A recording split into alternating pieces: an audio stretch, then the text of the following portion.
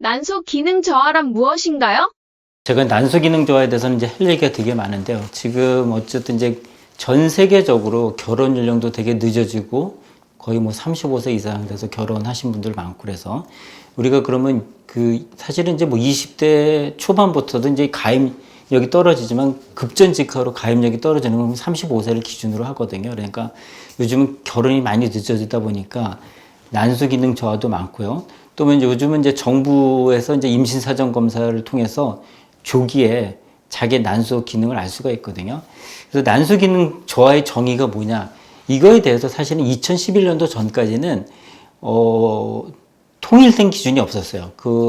난소 기능 저하의 정의가 한 40가지가 넘었어요. 그래서 그 전에는 뭐 FSH라는 난포 자극 호르몬이 뭐 10일 이상이다, 12 이상이면 뭐 난소 기능 저하다, 뭐 이런 게 있었는데 2011년도에 그래도 이제 난소 기능 저하에 대한 정의를 찾기 위해서 이탈리아의 볼리오나라는 데서 모여서 정의가 마련됐는데 이건 이제 간단히 이렇게 이해하시면 돼요. 이제 그때 기준으로 삼았던 게 환자의 나이는 어떤 나이냐면 40 이상.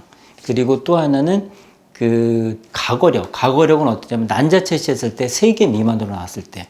이 두 가지. 그리고 이제 세 번째가 뭐냐면 병원에 와서 난소 기능을 측정하는 것. 하나는 AMH라는 걸 통해서 1.1 이하냐.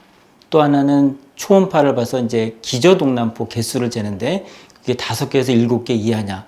요 세 가지 중에 2가지를 만족시키면 난소 기능 저하다. 이렇게 본론에서 정의를 내렸는데 이 기준을 이렇게 사용하다 보니까 같은 난소 기능 저하라도 30세의 난소 기능 저하, 40세의 난소 기능 저하는 예후가 너무 틀린 거예요. 그러니까 어떤 걸 정의했을 때 그 집단이 균질한 어떤 데이터가 나와야 되는데 균질한 데이터가 안 나오니까 그 뒤로는 이제 또 다른 뭐 포세이돈, 이건 좀 어려운 말이지만 포세이돈이라는 분류 기준을 썼는데 이때는 이제 세분화했어요. 어떤 거였냐면 예후에 따라서 35세 이상이냐, 35세 미만이냐 또 분류했고 아까 얘기한 AMH하고 초음파에서의 기저동남포 개수 요거 갖고도 분류를 했고 그리고 이제 또 하나 어떤 개념이 들어갔냐면 우리가 난소 기능 AMH라든가 초음파에서 분명히 기저동남포도 많고 AMH도 괜찮은데 채취하면 난자가 2개, 3개밖에 안 나와요. 이렇게 예상 못했던 난소 기능 저하에 대해서도 이제 분류 방법을 넣게 됐는데요. 하여튼 난소 기능 저하는 요즘은 대부분은 이제 AMH를 보고 판단하고요.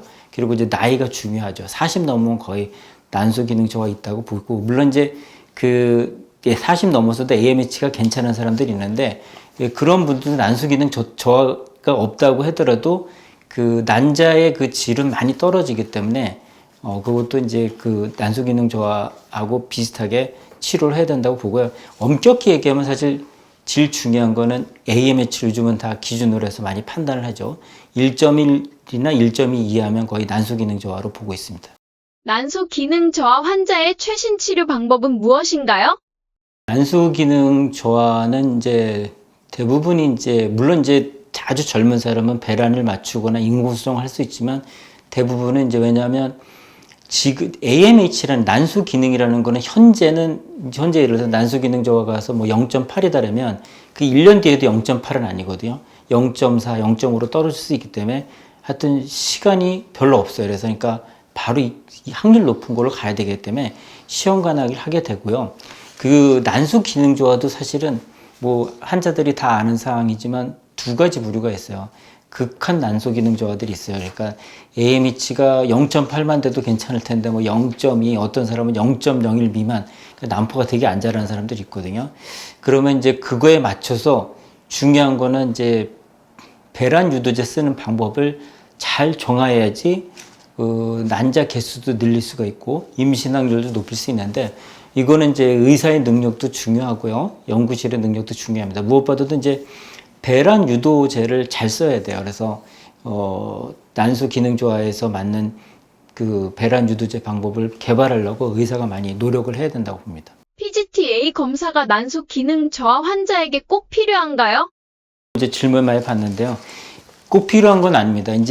난소 기능 저하가 왔다 하더라도 젊은 사람에서는 예를 들어서 이제 유럽의 문해라는 연구하신 분이 있는데 이분이 이제 35세 미만하고 35세 이상을 갖다 PGT를 해보니까 35세 이하에서는 PGT를 한 사람하고 안 한 사람하고 임신율의 차이가 없다는 거예요. 그리고 35세가 넘으면 당연히 PGT를 한 사람들에서 임신율이 올라간다는 거니까 나이에 따라서 좀 선별을 해야 되지 난소 기능 저하가 왔다 해서 무조건 PGT 하는 거는 맞지 않습니다.